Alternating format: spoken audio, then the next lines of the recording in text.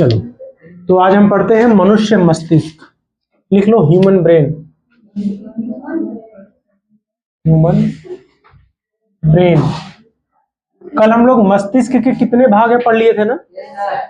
कौन कौन से होते हैं? अग्र मस्तिष्क, पश्च मस्तिष्क और मध्य मस्तिष्क। मध्य मस्तिष्क का बहुत काम नहीं है, बहुत ज्यादा काम नहीं है। एक दो काम मैं बता दिया था ना, कि जैसे सूंघने के लिए जो ज्ञानेंद्रिय यूज है उसके लिए सेंस ऑर्गन जो है, और जो देखने के लिए जो प्रकाशिक सिराएं हैं उनके लिए जरूरी होता है।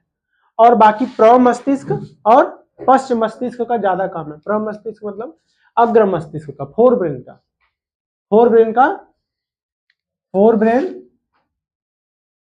और हिंड ब्रेन, इन दोनों का सबसे ज्यादा काम है। आराम से फोर ब्रेन और हिंड ब्रेन का सबसे ज्यादा काम। बैठ जाओ यहीं पे। तो फोर ब्रेन का मैं कितने पार्ट बताया था? क्या क्या था? डाई एनएफसी फेनॉल तो बोल ही दोगे। डाई एनएफसी एक फेनॉल एक के था, और एक क्या था? सेरिब्रम। बहुत सही। क्या कौन बताया? हिमांशु का है। सेरिब्रम सही हो रहा है, मतलब चीजों को स्टोर कर रहा है। सेरिब्रम का काम क्या है? मेमोरी को स्टोर करना। और हिंदी में उसको क्या बोलते हैं? प्रव मस्तिष्क। मैं बोल रहा था ना कि जितना इसे हाथ में आ रहा है, ऐसे आगे से पूरा जितना आ रहा है हाथ में, वो पूरा क्या है? प्रव मस्तिष्क। सबसे बड़ा कोई एरिया होता क्या होता है? प्रव मस्तिष्क। तो प्रव मस्तिष्क क्या क्या मैं बताया था? प्रव मस्तिष्क का काम क्या था? स्मृति, आईक्यू, चीजों को सीखना, learning power, reasoning power, logical power, mathematical power, calculation, सब किसके कारण है? सेरिब्रम। किसी चीज को याद करते हो? सेरिब्रम। हमारे पेशियों का जो संकुचन है, मतलब ये जो पेशी हमारी ऐसे खुली फिर बंद हुई फिर ओपन क्लोज ऐसे हो रही है, वो भी किसका काम है? हमारे जो सेरिब्रम है उसका काम है। तो सेरिब्रम क्या होता है? पूरा आगे का जितना हिस्सा है मैक्सिमम, ये जो ऐसे ऐसे नहीं बना हुआ है अजीब सा, जो खोपड़ी में अंदर जो फैट होता है, फैट का काम क्या है? वही मेमोरी कार्ड है हमारा। जो फैट होता है ना खोपड़ी में, पता है खोपड़ी में कितना % फैट होता है? बोलते हैं ना दिमाग तो इसका मोटा है, मोटा दिमाग है इसका। तो दिमाग तो मोटा होता ही है। हमारे खोपड़ी में 60 से 70% तो फैट होता है। हमारे शरीर का सबसे फैटी भाग क्या है? ब्रेन। और सब लोग क्या बोलते हैं? अरे दिमाग से मोट बुद्धि का। तो भैया बुद्धिया तो तोहरों में मोटा, हमरों में मोटा है ना? तो हमारा जो ब्रेन है, ब्रेन में हमारे ध्यान रखना 60 से 70% क्या पाया जाता है? फैट। 60 से 70% क्या पाया जाता है? फैट। तो हमारे शरीर का सबसे मोटा हिस्सा, सबसे फैट वाला हिस्सा क्या है? ब्रेन। उसी फैट वाले हिस्सा से ही क्या बनता है? गाइनस और सल्कस, जो आईक्यू को बढ़ाता और घटाता है। बताया था ना? तो जो फैट वाला हिस्सा है उसको क्या बोलते हैं? सॉरी, वो कितना % होता है? 60 से 70%। तो हमारा दिमाग ऑलरेडी बहुत मोटा होता है, ये होता है। ठीक है, अब देखो ब्रेन में सबसे ऊपर जो भाग होता है ना बेटा, देखो 3 लेयर बनी है ना, खोपड़ी को बचाने के लिए 3 लेयर होता है। हमारे अंदर जो मेमोरी कार्ड है उसको बचाने के लिए 3 लेयर है। पहले सबसे ऊपर क्या है? ड्यूरामेटर। एक्चुअल में खोपड़ी को तो क्रेनियल बोलते हैं हम लोग। क्रेनियल क्या बोलते हैं उसको? खोपड़ी।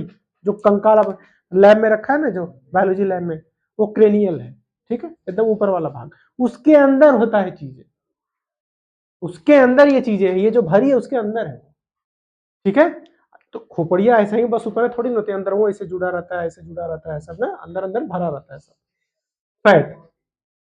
तो सबसे ऊपर वाला भाग ड्यूरामेटर, उसके नीचे एरेक्वानाइड, सबसे नीचे पायामीटर। 3 पार्ट होता है। ठीक है, तीसरे पार्ट में ना यहाँ बीचवा में क्या भरा होता है? लिक्विड। क्या भरा होता है? द्रव। इसको बोलते हैं धूसर द्रव। धूसर द्रव का मतलब जैसे हमारा शॉकर होता है, अरे गाड़ी वगैरह में शॉकर होता है ना, कि जहां पे कूद जाए बाइक तो कंट्रोल कर ले, तो ये शॉकर है। इन दोनों के बीच में ना यहाँ पे भरा रहता है द्रव, धूसर द्रव बोलते हैं इसको। दो लेयर के बीच में। तो धूसर द्रव का काम क्या है कि जैसे हाँ अगर गलती से गिर गए आप, अगर अगलिया बगलिया लोहा है ना, और लोहा में आपको भर दिया जाए, डायरेक्ट थार से लड़ोगे कपार फूट जाएगा। लेकिन उस लोहे की दीवार पे अगर सोता लगा दिया जाए तो जल्दी चोट नहीं लगेगी। मान लो कि सॉस भर के उसका पैकेट चिपका दिया जाए दीवार में, तो चोट आपको जल्दी नहीं लगी। तो वही सॉस जैसा है, खोपड़ियों मतलब जो हड्डी है, मतलब लेयर जो है उसके बीच में सॉस भरा है एक तरह से। तो जब शॉक लगेगा तो वो शॉक उस जो लिक्विड है उसको शॉक कौन एब्जॉर्ब करेगा? लिक्विड एब्जॉर्ब कर लेगा। जैसे हमारा शॉकर एब्जॉर्ब करता है, हमें थोड़ा सा झटका कम लगता है, उसी तरह से खोपड़ी को झटका कम लगेगा, जो द्रव उसके अंदर भरा है वो शॉक को एब्जॉर्ब कर लेगा, तो चोट ज्यादा नहीं लगेगी। समझ गए ना? तो ये होता है इसका काम, द्रव का, धूसर द्रव का काम। और धूसर द्रव जो होता है ये खोपड़ी के अंदर भी होता है, सॉरी ये जो अग्र मस्तिष्क है इसके अंदर भी भरा होता है। अब ये अंदर क्यों भरा है? ये द्रव इसके अंदर भरा क्यों होता है? इसका रीजन क्या है? इसका रीजन ये है, सबसे बड़ा रीजन ये है कि ऊपर तो द्रव भरा है, अब ये तो क्या है, ये वाला हिस्सा जो है ये तो पूरा समझ लो लोहे का है, बहुत मजबूत है। और अंदर वाला हिस्सा कमजोर है ना, अगर इससे डायरेक्ट टकराया तो क्या होगा? टूट जाएगा, चोट लग जाएगी। तो इसको भी द्रव में भर देते हैं। जैसे कैसा द्रव होता है वही मैं बता रहा हूँ। हाँ अर्ध तरल, सॉलिड जैसा होता है। जैसे क्या होता है, जैसे गोंद वगैरह नहीं होता है ना, सॉलिड में ना लिक्विड में है ना, तो गोंद जैसा वो चीज होता है, चिपचिपा होता है, वो जल्दी टकराने नहीं देता है, एक निश्चित दूरी तक ही आता है फिर वापस चला जाता है। तो इसलिए इसके अंदर भी वो द्रव भरा रहता है जिसको बोलते हैं धूसर द्रव। अब देखो, जो मेन खोपड़ी है जिसको प्रमस्तिष्क और अग्र मस्तिष्क बने बोलते हैं, वो पूरा का पूरा किससे मिलकर बना है? फैट से। पूरा किससे बना है? फैट से। और हमारा जो ब्रेन है वो 10⁻24 सूचनाओं को स्टोर कर सकता है, सूचनाओं को स्टोर कर सकता है 10⁻24, मतलब जिसको हम काउंट नहीं कर सकते। 10⁻24 समझ रहे हो? सोच भी नहीं सकते, इतना बड़ा मेमोरी कार्ड अभी बना नहीं है, इतना बड़ा मेमोरी कार्ड अभी बना ही नहीं है कि भगवान जो बना दिए वैसा इंसान नहीं बना सकता। ठीक है, ठीक है, समझ गए ना कि खोपड़ जो ये जो लेयर है तीन होती है, ड्यूरामेटर, इरेक्वानाइड और पायामेटर। ठीक, अब उसके अंदर आते हैं, तो उसके अंदर स्टार्ट होता है हमारा अग्र मस्तिष्क। उसके अंदर क्या है? पूरा अग्र मस्तिष्क। अग्र मस्तिष्क के दो भाग, कौन? पहला डाई एनएफसी फेनाल और दूसरा सेरिब्रम। सेरिब्रम और इन दोनों का काम तो आप जान गए। सेरिब्रम के अंदर क्या होता है? देखो बेटा, ये जो सेरिब्रम है तो काम बता दिया ना। और डाई एनएफसी फेनाल जो होता है उसके अंदर मैं लिखवाया था ना 4 ग्लैंड पाए जाते हैं, लिखवाया था ना? अरे लिखवाया था ना, 4 ग्रंथियां पाई जाती हैं डाई एनएफसी फेनाल में, लिखवाया था कि नहीं? डाई एनएफसी फेनाल में 4 ग्रंथियां पाई जाती हैं, थैलमस, हाइपोथैलेमस और पिट्यूटरी और, अरे यार कल लिखवाया था, तुम लोग कैसे हो? देखो नहीं लिखवाया था।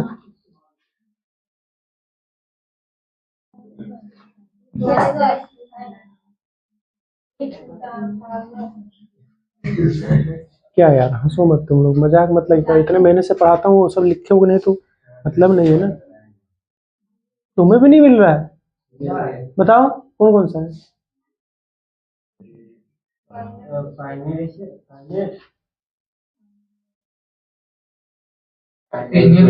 पीनियल ग्लैंड और पिट्यूटरी ग्लैंड, हाइपोथैलेमस, थैलेमस। मतलब घर में जाकर पढ़ते भी नहीं यार, थोड़ा सा मतलब नहीं है बेटा इतना मेहनत से पढ़ाने का। जब तक घर जाके पढ़ाओगे नहीं मतलब क्या होगा यार? यहाँ सिर्फ मेरे पढ़ाने से थोड़ी ना होगा, मेरे बोलने से तो थोड़ी ना होगा, आपको जाके थोड़ा पढ़ना पड़ेगा। इतना मेहनत से पढ़ते हो, इतना मुश्किल से बैठे हो यहाँ पे, इतना मुश्किल से मैं पढ़ा रहा हूँ, इतनी गर्मी में बैठ के पढ़ रहे हो, तो उसका कुछ तो लाज रखो कि इतना मेहनत करके आए, तो थोड़ा आधा घंटा 10 मिनट भी अगर आप कॉपी देख लो आपको समझ में आ जाएगा। 10-20 मिनट भी अगर उसको नोटबुक को देख लोगे या एक बार लिख लोगे तो आपको याद हो जाएगा। 100% देख लेना लिख के। मेहनत करना नहीं चाहते हो और आप लोग यहाँ आके मेहनत अकेले करने से नहीं होगा। इसमें 4 ग्लैंड पाए जाते हैं थैलेमस, किसमें? डाईएनएफसी फिनाल में। सबसे बड़ा भाग तो सेरिब्रम है जिसमें स्टोर करने का काम है। स्टोर चीजें ज्यादा होनी चाहिए ना, स्टोर हो जाएगा तो उसके हिसाब से फंक्शनिंग करा लिया जाएगा, इसलिए सेरिब्रम सबसे बड़ा होता है। डाईएनएफसी फिनाल में 4 ग्लैंड होते हैं, 2 तो पास पास होते हैं जिसको बोलते हैं पिट्यूटरी ग्लैंड और हाइपोथैलेमस। मास्टर ग्रंथि या पीयूष ग्रंथि बोलते हैं पिट्यूटरी ग्लैंड को। उसके बगल में होता है हाइपोथैलेमस। ये किसके भाग है? अग्र मस्तिष्क का। किसका भाग है ये? अग्र मस्तिष्क। अग्र मस्तिष्क के कौन सा भाग है? डाईएनएफसी फिनाल। अब देखो ये ग्लैंड जो है पिट्यूटरी ग्लैंड और हाइपोथैलेमस, और एक क्या बताया? थैलेमस और पीनियल ग्लैंड, उसको बाद में पढ़ेंगे। हाइपोथैलेमस जो होता है, हाइपोथैलेमस हम बहुत छोटा होता है, मटर के दाने के बराबर, थोड़ा सा उससे बड़ा। जब तक हाइपोथैलेमस, इसके पास में क्या है? पिट्यूटरी ग्लैंड इसके बगल में। देखो यहाँ पे, ये कहाँ पे है? ये देखो, ये है पीयूष ग्रंथि नीचे, इसके ऊपर क्या है? हाइपोथैलेमस। देख रहे हो ना? ये बीचों में क्या है? मध्य मस्तिष्क। मध्य मस्तिष्क है ना? ऊपर वाला पूरा भाग क्या हो गया? प्रमस्तिष्क। नीचे 3 ठे ग्लैंड होते हैं, 1 2 3 ठे ग्लैंड होते हैं, वो किसमें आते हैं? डाईएनएफसी फिनाल में। छोटा सा जो है रेड कलर का मैं बनाया हूं वो क्या है? थैलेमस और हाइपोथैलेमस, थैलेमस, पीनियल ग्लैंड और पीयूष ग्लैंड है ही दोनों में, है ही दो। देखो यही तो बनाया हूं यहाँ पे, है ना? यही दोनों बनाया हूं। ये दोनों का काम क्या होता है? ये दोनों ब्रेन का, पूरे शरीर का कंट्रोलिंग का काम करते हैं। अगर ये हाइपोथैलेमस काम नहीं करेगा, हाइपोथैलेमस जब तक इसको मास्टर ग्रंथि तो ये है, लेकिन इसके भी मास्टर कौन है? हाइपोथैलेमस। जब तक हाइपोथैलेमस नहीं बोलेगा कि आप हार्मोन्स को रिलीज करिए, तब तक हार्मोन्स का रिलीज होगा ही नहीं। कुछ भी चीज आप फील करते हो, कोई भी आपकी फीलिंग्स हैं, उसके हिसाब से आपके शरीर में हार्मोन्स उत्सर्जित होते हैं। जैसे आप बहुत दुखी हो तो दुख वाला हार्मोन्स आएगा, बहुत सुखी हो तो सुख वाला हार्मोन्स आएगा। प्यास लगी है तो पानी पीने का मन करेगा, जब हाइपोथैलेमस काम करेगा तब। भूख लगती है तो हाइपोथैलेमस रिलीज करेगा, एक बोलेगा इससे कि उससे रिलेटेड हार्मोन्स निकालो। देखो ये कितने प्रकार के हार्मोन्स निकालता है? 14। लेकिन ये जब इसको बोलेगा, आदेश देगा तभी। ये आदेश देने वाला कौन है? हाइपोथैलेमस। हाइपोथैलेमस आदेश किसको देता है? पिट्यूटरी ग्लैंड को। एक का हार्मोन्स निकालेगा हाइपोथैलेमस, लेकिन काम सब किससे करवाएगा? पिट्यूटरी ग्लैंड से। पिट्यूटरी ग्लैंड भी खुद काम नहीं करता है, अलग अलग शरीर में पार्ट्स होते हैं जिसमें हार्मोन्स को भेजता है। जैसे आप खाना खा लिए ना, तो अब HCl निकालिए। प्यास लगी है तो रिसेप्टर को बताइए, जीभ को और शरीर को, कि प्यास लगी है। जब तक आप फील करोगे, जब आपके शरीर में फीलिंग्स आएगा, उसी के हिसाब से हाइपोथैलेमस इसको निर्देश भेजेगा कि ऐसा काम करिए। इसीलिए ये 14 तरह का हार्मोन्स निकालता है, 14 हार्मोन्स पिट्यूटरी अकेले। हाँ, अलग अलग रास्ता है, एक ही रास्ते से नहीं जाते हैं। नहीं, बहुत सारे ऐसे हैं कि जो ब्लड स्ट्रीम के साथ ही चले, जो ब्लड का रास्ता है वही चला जाता है, वो अलग चीज है। डक्टलेस वाली अलग है। अलग रास्ता में जैसे मैं बताया था, रिप्रोडक्शन के लिए जितने भी हार्मोन्स होते हैं वो अलग रास्ता होता है, ठीक है। लेकिन पिट्यूटरी ग्लैंड से जो निकलते हैं मैक्सिमम, जो ब्लड स्ट्रीम होता है उसी के साथ चले जाते हैं। तो ये इसके लिए अलग रास्ता नहीं है, एक ही रास्ते से ब्लड के साथ ही चले जाएगा, ठीक है। लेकिन ध्यान रखना, हाइपोथैलेमस जब तक आदेश नहीं देगा तब तक हार्मोन्स को रिलीज नहीं करेगा। हाइपोथैलेमस सिर्फ एक हार्मोन्स निकालेगा, ये 14 हार्मोन्स। जो पीयूष ग्रंथि है वो कितने हार्मोन्स निकालेगी? 14। और एक चीज सुनो, हाइपोथैलेमस के कारण ही आपको नींद आती है, प्यास लगती है, भूख लगती है, आप दुखी होते हो, किसी को बहुत ज्यादा याद करते हो तो आप निराश हो जाते हो। तो वो निराशा भी उसी की देन है। जो आपके अंदर फीलिंग्स होती है, जैसे भाई बहन पिता माता सबसे आप बहुत प्यार करते हो, तो प्यार की फीलिंग भी क्या है, इसी कारण है, हाइपोथैलेमस के कारण। ठीक है, भूख नहीं लग रही, वो भी किसका कारण है, हाइपोथैलेमस। बोलते नहीं पगला गया है, तो वो भी किसका कारण है, हाइपोथैलेमस का कारण। दूसरा तरीके से पागल कि इसका कहीं मन नहीं लगता, ना भूख लग रही, ना प्यास लग रही है, होता है ना, गाना वाना होता है ना कि ना भूख लाए ना, पता नहीं अजीब सा गाना है, ये सब आता है ना, तो किसके कारण होता है, हाइपोथैलेमस के कारण। ठीक है, हाइपोथैलेमस में गड़बड़ी है। भूख, ठीक है, और नफरत, नफरत जो जेलसी होता है, ये सब किसके कारण है, हाइपोथैलेमस के कारण। ठीक है, लिख लिए, देखो अब प्रमस्त आप देख लिए सेरिब्रम और डायनेप्सी फेनल ब्रेन में। डायनेप्सी फेनल नीचे होता है, ये पूरा जो ऐसे ऐसे गोजर जैसा है, वो पूरा क्या है, कौन सा पार्ट है, सेरिब्रम का, जहां पे आईक्यू वगैरह होता है, आईक्यू स्टोर होता है, ये सब चीज। कपाल तो समझ गए, गाइनस सल्कस समझ गए, गाइनस का और सल्कस का काम क्या है कि आपका आईक्यू बढ़ाना। और एकदम पीछे जो होता है उसको बोलते हैं पश्च मस्तिष्क। ये वाला भाग जो है, ये मशरूम जैसा नहीं है, मशरूम जैसा है ना, तो ये मशरूम इतना बड़ा होता है, ये छोटा सा, और उसके थोड़ा सा आगे होता है पोन्स और मेडुला, पढ़ाया था ना, पश्च मस्तिष्क का भाग, मेडुला ऑब्लोंगेटा, और एक क्या था, सेरिबेलम, है ना, तो ये सेरिबेलम है। शेर सी है, आज बालिकाएं कहाँ गायब हो गई, टेस्ट होने को था आज। हाँ हाँ हाँ, ज्यादा पढ़ाऊंगा, ज्यादा पढ़ाऊंगा तो लोग घबराओगे। इसको मत सोचा करो यार आप लोग, ठीक है, मुझे भी गर्मी लग रही है, सबको लग रही है, तुम लोग के फेस पे देख के ना मुझे टेंशन होती है, थोड़ा सा नॉर्मल रहो ना। हाँ कहाँ था मैं, हाँ, तो मेडुला ऑब्लोंगेटा है, और एक क्या नाम था उसका, सेरिबेलम, सेरिबेलम ये है, और मेडुला ऑब्लोंगेटा ये है, देखो ये वाला हिस्सा, ये और ये और ये मेडुला है, क्या नाम होता है ना, मेडुला ऑब्लोंगेटा और सेरिबेलम, सेरिबेलम और मेडुला ऑब्लोंगेटा, इनका काम क्या है, इसका काम क्या है मेडुला का, यार देख के तुरंत बताया करो, ठीक है, ये बहुत गलत गलत आदत है कि मैं, हाँ ठीक है, मस्तिष्क की पूंछ तो ठीक है, क्या काम है इसका,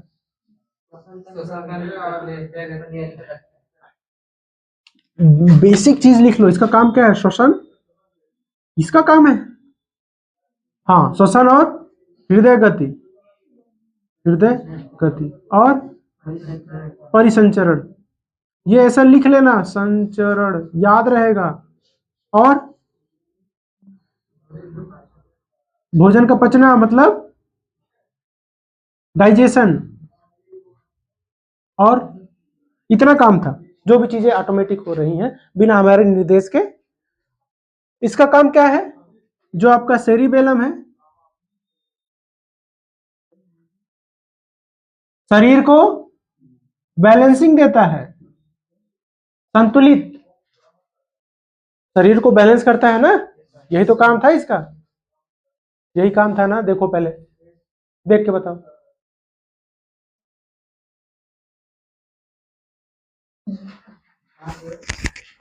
क्या काम है, हाँ पेशियों का नियंत्रण, पेशियों पे नियंत्रण, हम चल रहे हैं हमें कैसे बैलेंस करेगा, गिर रहे हैं तो गिरने नहीं देगा, बस चल रही है अचानक से ब्रेक मार दी, गिरने से कौन बचाएगा, सेरिबेलम, दोनों का मतलब समझ गए।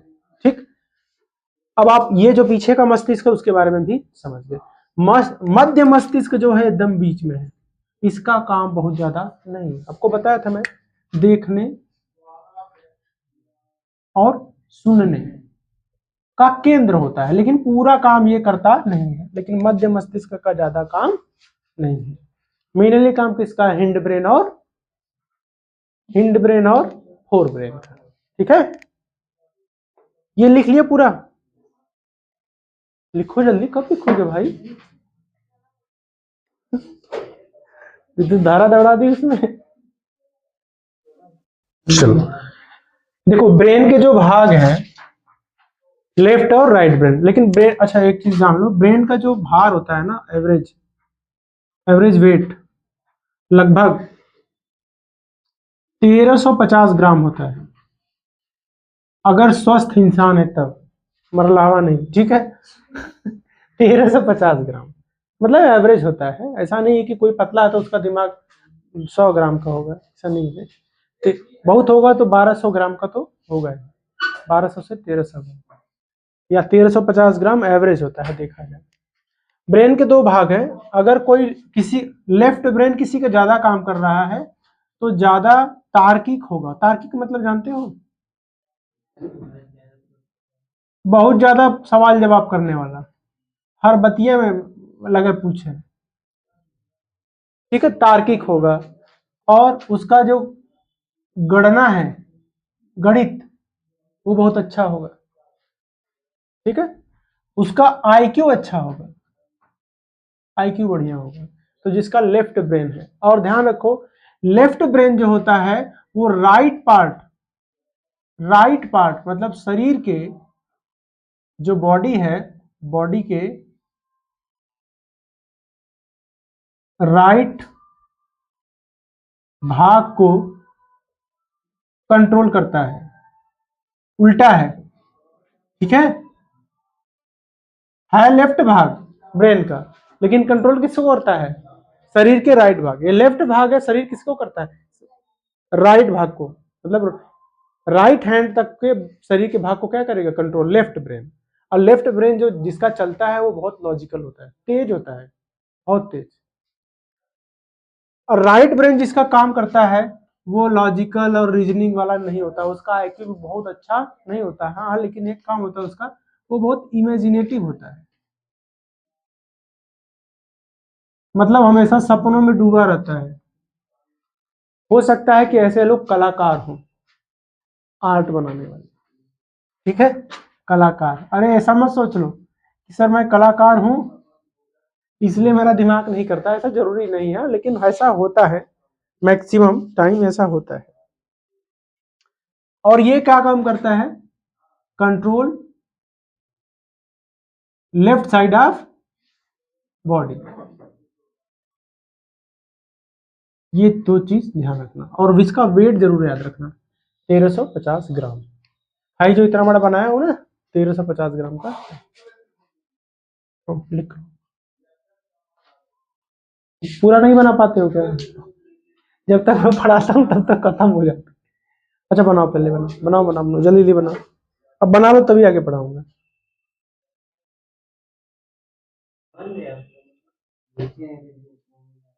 ओह, अच्छा देख के लिख लेना फिर जरूर से, नहीं तो वो आज कैसे लिखोगे, अब कल लिखना पड़ेगा, किसी कोई लिखा है तो उसमें से देख के लिख लेना, या तो मेरे पास फोटो होगा तो मैं भेज दूंगा, लिख लेना, ठीक है, क्योंकि वीडियो तो नहीं भेज पाऊंगा, ठीक है। चलो, स्पाइनल कार्ड क्या होता है मेनली, कि यह लंबी खोखली व बेलनाकार रचना है, ऐसी कुछ। मैं रफ डायग्राम बनाया हूँ, ये रफली डायग्राम है, आप लोग को ऑलरेडी मैं एक बार बना के बता दिया था ना, कि पाइप जैसी संरचना है जिसमें बहुत सारी छोटी छोटी केबल जैसी है ना, छोटे छोटे ऑप्टिकल फाइबर जानते हो, सबसे बहुत पतला केबल होता है जिसमें ये जो 5G है उसी कारण है, सिग्नल ट्रेवल करता है।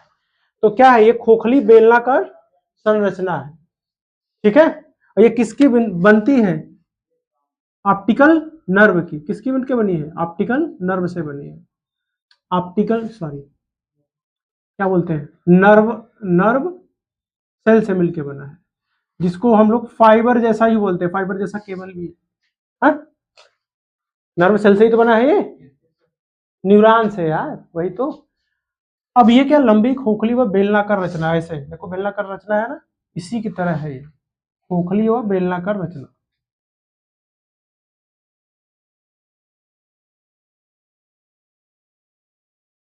कल एग्जैक्टली डायग्राम जो होगा उसको बना दूंगा, ठीक है, तो उसको बनाने टाइम लगेगा। इनके बीच का भाग एच आकृति का होता है, इनके बीच का जो भाग है ना ये एच आकृति का होता है, एच जैसा ही है। कल बनाऊंगा तो इसको काट के बनाऊंगा, जैसे ऊपर से कैसे दिखता है, ऐसे तो इस तरह से दिखेगा बेलन के जैसा, लेकिन इसको काट के ऊपर से देखेंगे तो कैसा दिखेगा, एच आकृति का, कैसा दिखेगा, एच जैसा दिखेगा, मतलब इसकी जो संरचना है अंदर से वो कैसे दिखेगी, एच आकृति की। यह प्रतिवर्ती क्रियाओं का मुख्य केंद्र है, बताया था। दिमाग तक जाने की जरूरत नहीं हो तो क्या है, प्रतिवर्ती, तुरंत रिस्पॉन्स चाहिए, है ना, तो क्या है प्रतिवर्ती क्रिया। रिफ्लेक्स आर्क में भी इसी का हाथ होता है। तो ये केंद्र किसका है, अगर पूछा जाए किसका केंद्र है, किन क्रियाओं का केंद्र है, एक तो अनैच्छिक, दूसरा प्रतिवर्ती, प्रतिवर्ती क्रियाओं का, और दूसरा बताओ, और बहुत सारी अनैच्छिक क्रियाओं का भी।